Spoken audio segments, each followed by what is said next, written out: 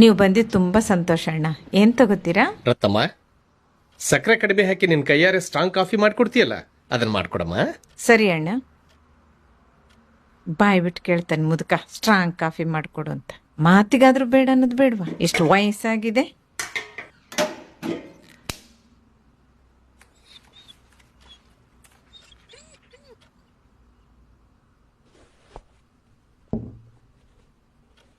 Uncle ಚೆನ್ನಾಗಿದ್ದೀರಾ? ಹೇ, ಚೆನ್ನಾಗಿದ್ದೀನ ಸುಬ್ಬು, ನೀನು? ಹಾಂ, ನಿಮಗೇನು ಬಿಡಿ ಅಂಕಲ್, 4 ಕಾಂಪ್ಲೆಕ್ಸ್ ಓನರು, ಕೋಟ್ಯಾಧೀಶ್ವರ, ಚೆನ್ನಾಗೇ ಇರ್ತೀರಾ. ಹೇ, ಹಾಗೇನಿಲ್ಲ ಸುಬ್ಬು. ಆದರೂ ಅಂಕಲ್, ಇವತ್ತು ಯಾಕೋ ನೀವು ತುಂಬ ಬೇಜಾರಾಗಿರೋ ಥರ ಕಾಣಿಸ್ತಾ ಇದ್ದೀರಾ. ಹೇ, ಇಲ್ವಲ್ಲ. ನಾನು ಸಣ್ಣವನಿದ್ದಾಗಿಂದ ನಿಮ್ಮನ್ನು ನೋಡ್ತಾ ಇದ್ದೀನಿ ಅಂಕಲ್. ಮನಸ್ಸಲ್ಲಿ ಏನೋ ನೋವು ಇಟ್ಕೊಂಡಿದ್ದೀರಾ ಅಂತ ಅನಿಸ್ತಾ ಇದೆ.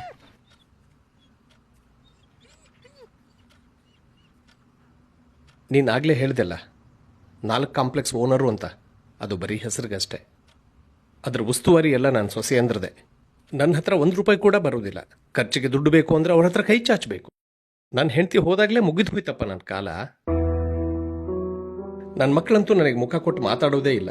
ಮನೇಲಿ ಒಂದು ನಾಯಿ ಸಾಕಿದ್ದಾರೆ, ಅದ್ರ ಜೊತೆ ಸೇರಿ ನನಗೂ 3 ಹೊತ್ತು ಊಟ ಹಾಕ್ತಾ ಇದ್ದಾರೆ ಅಷ್ಟೇ. ಅದಕ್ಕಾದ್ರೂ ದಿನ ಯೋಗಕ್ಷೇಮ ವಿಚಾರಿಸ್ತಾರೆ. ನಾನು ಅದಕ್ಕಿಂತ ಕಡೆಯಾಗಿ ಹೋಗಿದ್ದೀನಿ ಸುಬ್ಬು.